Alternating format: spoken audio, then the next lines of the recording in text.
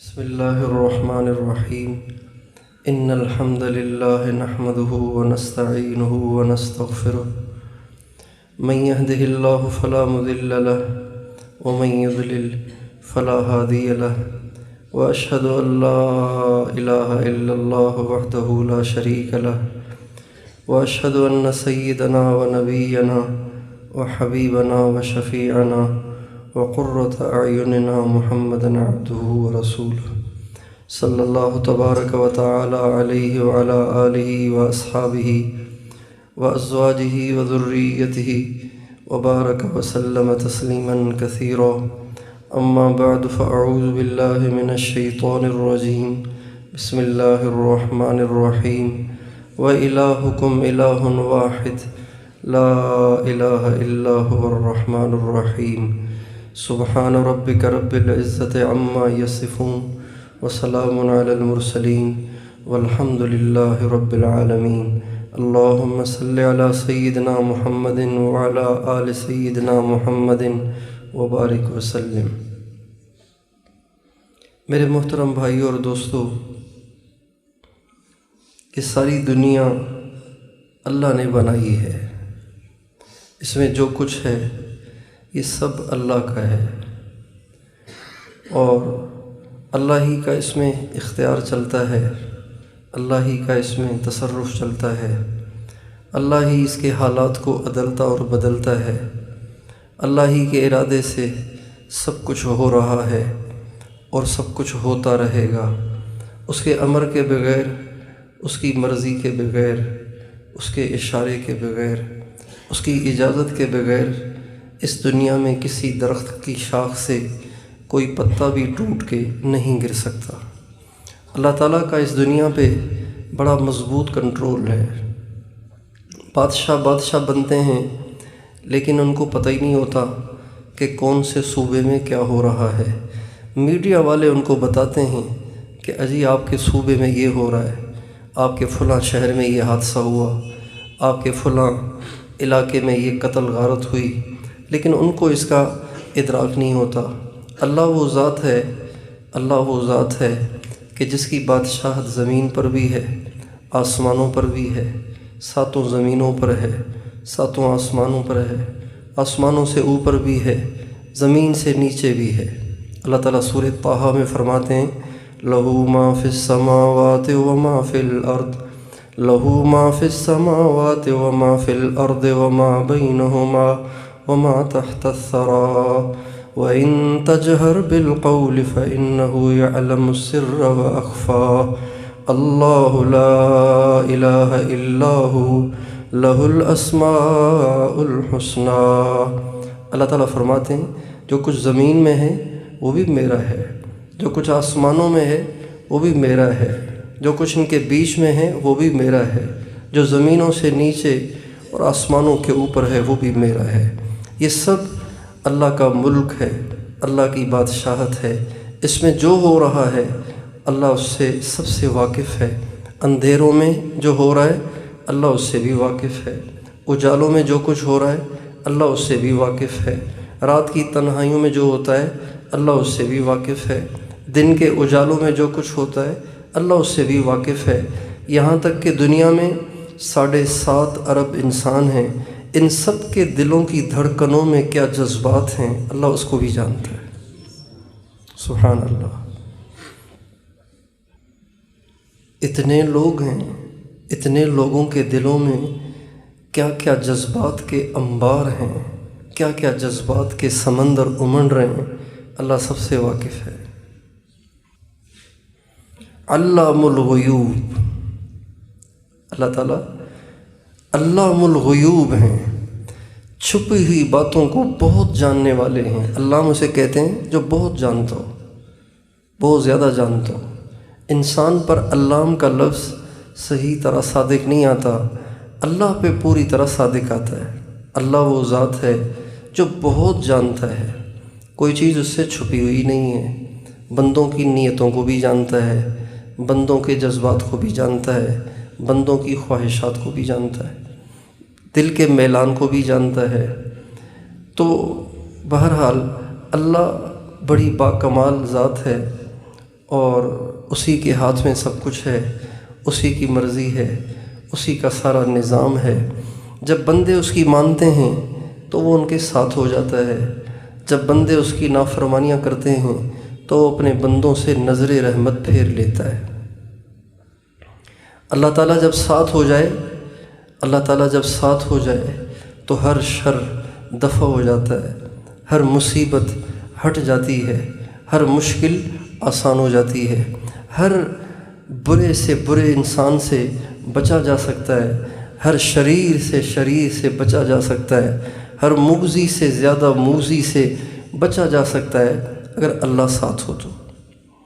اور اللہ جب ساتھ ہو، ہمارے نبی صلی اللہ علیہ وسلم حضرت ابوبکر صدیق کے ساتھ مکہ چھوڑ کر مدینہ جا رہے تھے، تو مکے کے کفار نے انعام رکھا کہ جو محمد کو زندہ یا قتل کر کے پکڑ کر لائے گا تو اس کو 100 اونٹ انعام میں دیے جائیں گے۔ تو ایک شخص ہے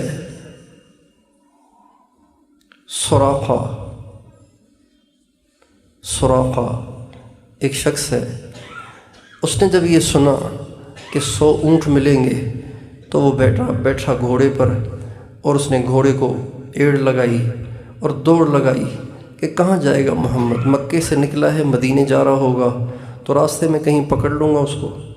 چنانچہ اس نے گھوڑے کو ایڑ لگائی، سرکار دو عالم صلی اللہ علیہ وسلم حضرت ابوبکر صدیق کے ساتھ ایک اونٹنی پر سوار ہیں اور جا رہے ہیں، تو جب دور سے ایک گھوڑا سرپٹ دوڑتا ہوا اور بھاگتا ہوا نظر آیا تو حضرت ابوبکر صدیق نے آپ علیہ السلام سے خدشہ ظاہر کیا، یا رسول اللہ کوئی گھوڑے سوار آ رہا ہے، شاید وہ ہمیں پکڑنا چاہتا ہے۔ تو آپ علیہ السلام نے حضرت ابوبکر صدیق کی بات کی کوئی پرواہ نہ کی اور آپ چلتے رہے۔ اتنے میں وہ گھوڑ سوار بالکل ہی قریب ہو گیا اور اس کے انداز سے لگ رہا تھا کہ اس کی نیت خراب ہے۔ جب وہ بالکل ہی قریب آ لگا تو حضرت ابوبکر صدیق نے کہا یا رسول اللہ اب تو وہ بالکل قریب ہی آ گیا، کیا ہوگا؟ تو آپ علیہ السلام سراقہ ابن مالک کی طرف متوجہ ہوئے اور دل ہی دل میں اللہ سے دعا کی، اللہم اغفناہ بما شئت، اے اللہ جیسے تو چاہے اس طرح سے اس شریر سے ہماری حفاظت فرما۔ ہمارے نبی کی مبارک زبان سے ان الفاظ کا نکلنا تھا کہ ایک دم اس کے گھوڑے کے اگلے پاؤں زمین میں دھس گئے اور وہ ٹھوکر کھا کر گرا۔ جب وہ ٹھوکر کھا کر گرا تو وہ سمجھ گیا کہ محمد علیہ السلام کی بد دعا مجھے لگ گئی، چنانچہ اس نے بہت معافی شافی مانگی، مجھے معاف کر دیں اور اب میں ایسے نہیں کروں گا۔ اب علیہ السلام نے فرمایا بس تو وعدہ کر کہ یہاں سے واپس جا کر کسی کو ہماری خبر نہیں کرے گا۔ اس نے کہا جی وعدہ کرتا ہوں۔ اب علیہ السلام نے دعا مانگی اور اب علیہ السلام کی دعا سے اس کا گھوڑا نکل گیا اور پھر وہ واپس چلا گیا۔ تو اللہ کی مدد اگر ساتھ ہو، اللہ اگر کسی بندے کے ساتھ ہو تو پھر بڑے سے بڑے موذی سے بچنا اور بڑے سے بڑے شریر سے بچنا، بڑے سے بڑے شر سے بچنا انسان کے لیے آسان ہو جاتا ہے۔ بڑی سے بڑی مشکل گھاٹی کو پار کرنا بندے کے لیے آسان ہو جاتا ہے جب اللہ کسی کے ساتھ ہو جائے، اور اللہ کسی سے نظر رحمت پھیر لے، اللہ تعالیٰ کسی سے نظر رحمت پھیر لے تو پھر بندے کا جینا مشکل ہو جاتا ہے، بندے کے لیے زمین تنگ ہو جاتی ہے۔ حضرت صحابہ کرام رضی اللہ عنہم فرماتے ہیں کہ غزوہ حنین کے موقع پر ہم لوگ زیادہ تھے، مسلمان اور کفار تھوڑے سے تھے۔ مسلمانوں کی تعداد 12,000 تھی اور کفار کی تعداد صرف 4,000 تھی۔ ہمیشہ مسلمان زیادہ رہے، مسلمان تھوڑے رہے، کفار زیادہ رہے، لیکن اب کے معاملہ برعکس ہوا کہ مسلمان زیادہ اور کفار تھوڑے۔ جب کفار کی تھوڑی سی تعداد مسلمانوں کے نوجوانوں نے دیکھی تو بعض نوجوان کہنے لگے یہ تو تھوڑے سے ہیں، ان کو تو نمٹانا کوئی مسئلہ ہی نہیں ہے، جیسے ہمارے یہاں کہتے ہیں یہ تو بائیں ہاتھ کا کھیل ہے۔ جو ہی یہ بات ان کی زبان پہ آئی، اللہ تعالیٰ کو یہ بات اتنی بری لگی کہ اللہ تعالیٰ نے سب ہی سے نظر رحمت کو پھیر لیا۔ اللہ تعالیٰ جب نظر رحمت پھیرتے ہیں تو کیا ہوتا ہے، یہ سمجھنے کی چیز ہے۔ نبی کریم صلی اللہ علیہ وسلم موجود ہیں، صدیق اکبر افضل البشر بعد الانبیاء بالتحقیق موجود ہیں، حضرت عمر فاروق اعظم موجود ہیں، حضرت عثمان ذو النورین موجود ہیں، حضرت علی المرتضیٰ فاتح خیبر حیدر کرار موجود ہیں، اور عشرہ مبشرہ موجود ہیں۔ اتنے بڑے بڑے بھاری بھرکم صحابہ موجود ہیں، اتنے بڑے بڑے پہنچی ہوئی ہستیاں موجود ہیں، لیکن اللہ تعالیٰ نے نظر رحمت پھیر لی۔ اللہ تعالیٰ نے قیامت تک کے انسانوں کے لیے اس واقعے میں ایک سبق چھوڑا کہ جب میں نظر رحمت پھیر لیتا ہوں، پھر کسی کثیر کی کثرت اور کسی مالدار کا مال، کسی وجیح کی وجاہت، کسی طاقتور کی طاقت، کسی با اولاد کی اولاد اسے کام نہیں آتی۔ چنانچہ صحابہ کہتے ہیں جب اللہ تعالیٰ نے نظر رحمت پھیر لی تو اس کا نتیجہ یہ ہوا کہ ہم تو 12,000 تھے اور وہ تھوڑے سے 4,000 تھے، انہوں نے مسلمانوں کو اتنا مارا کہ مسلمان باوجود زیادہ ہونے کے پیٹھ پھیر کر میدان چھوڑ گئے۔ اللہ تعالیٰ قرآن پاک میں فرماتے ہیں وَيَوْمَ حُنَيْنٍ إِذْ أَعْجَبَتْكُمْ كَثْرَتُكُمْ فَلَمْ تُغْنِ عَنْكُمْ شَيْئًا وَضَاقَتْ عَلَيْكُمُ الْأَرْضُ بِمَا رَحُبَتْ ثُمَّ وَلَّيْتُمْ مُدْبِرِينَ۔ یاد کرو نا حنین کے دن کو، جس دن تمہارے زیادہ ہونے نے تمہیں غرور میں مبتلا کر دیا تھا۔ تم سمجھتے تھے کہ ہم زیادہ ہیں تو لہٰذا میدان تو ہمارے ہی ہاتھ لگے گا۔ جب تم نے یہ سوچا اور تمہاری نظر اللہ کی عظمت سے ہٹی، اللہ کی کبریائی سے ہٹی، اللہ کی قوت اور طاقت سے ہٹی، اللہ کی مدد اور نصرت سے ہٹی، تو اللہ کی نظر رحمت تم سے ہٹ گئی۔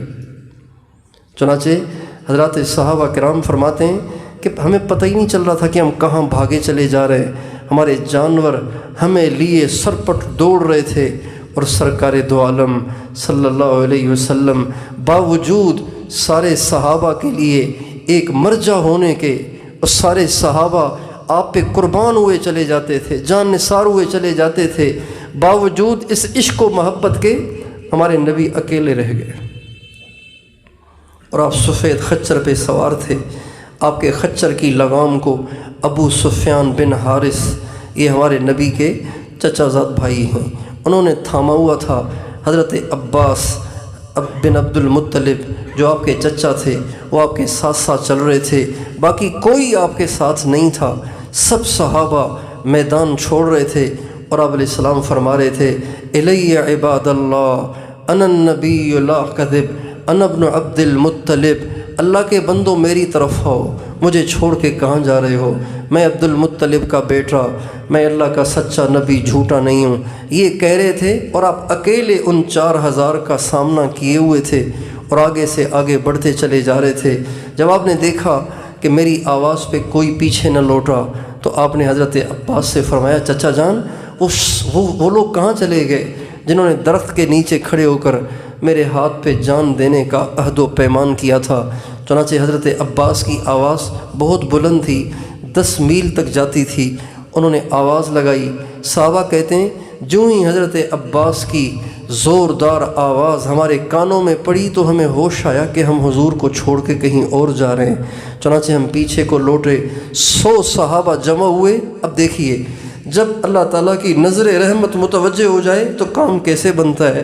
چنانچہ صحابہ کہتے ہیں آپ کی آواز پہ ہم جمع ہوئے، 100 صحابہ جمع ہوئے، اور آپ نے ایک مٹھی کنکریوں کی اٹھائی اور اسے اٹھا کر کفار کی طرف پھینکا، اور آپ نے فرمایا شاہت الوجوہ، اللہ ان کو ذلیل کرے، اللہ ان کو ناکام کرے۔ یہ کہہ کر آپ نے کنکر پھینکے، اور اس کنکروں کو پھینکنے کا اثر یہ ہوا کہ اللہ تعالیٰ نے ان 100 کو ان 4,000 پر غلبہ دے دیا۔ اور اللہ تعالیٰ نے عجیب بات فرمائی، اللہ تعالیٰ فرماتے ہیں وَمَا رَمَيْتَ إذ رميت ولكن الله رمى وما رميت إذ رميت ولكن الله رمى فلم تقتلوهم ولكن الله قتلهم۔ اے میرے نبی، وہ جو مٹھی آپ نے پھینکی تھی وہ آپ نے تھوڑی پھینکی تھی، وہ تو میں نے پھینکی تھی۔ اللہ کی نظر رحمت جب متوجہ ہو جائے تو انسان کے وارے نیارے ہو جاتے ہیں، اور جب اس کی نظر رحمت پھر جاتی ہے تو پھر انسان سب کچھ ہو کر بھی کچھ نہیں ہے، مٹی ہی مٹی بن جاتا ہے۔ اس لیے انسان کی خیر اسی میں ہے کہ اپنے مالک کو ساتھ لے، اپنے مالک کی مدد اور نصرت کو ساتھ لے، اپنی مرضیاں چھوڑ دے، اپنی خواہشات چھوڑ دے، اپنی من مانیاں چھوڑ دے، اپنے آپ کو اپنے مالک کے حوالے کر دے، اور اپنی خوشی کو اپنے مالک کی خوشی میں ضم کر دے، اور یوں کہے کہ اللہ میری کوئی مرضی نہیں، جو تیری مرضی ہے وہی میری مرضی ہے۔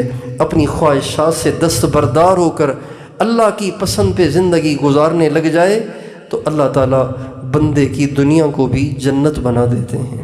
تو اس لیے ہم اور آپ یہ نیت کریں کہ آج کے بعد ہماری کوئی مرضی نہیں، بس جو میرے رب کی مرضی۔ پہلے زمانے کے بوڑھے یہ کہا کرتے تھے، بس جی جو رب کی مرضی، جو اللہ کی مرضی۔ اب تو نوجوان نسل کو انٹرنیٹ کے سوا کسی چیز کا پتہ ہی نہیں ہے، جو انٹرنیٹ میں دیکھتے ہیں وہی کرتے ہیں، جو سنتے ہیں وہی کرتے ہیں۔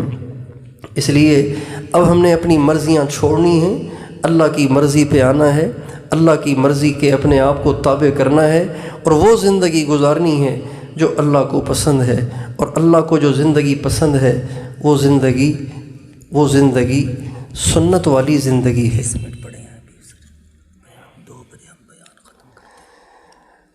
جو زندگی اللہ کو پسند ہے وہ ہے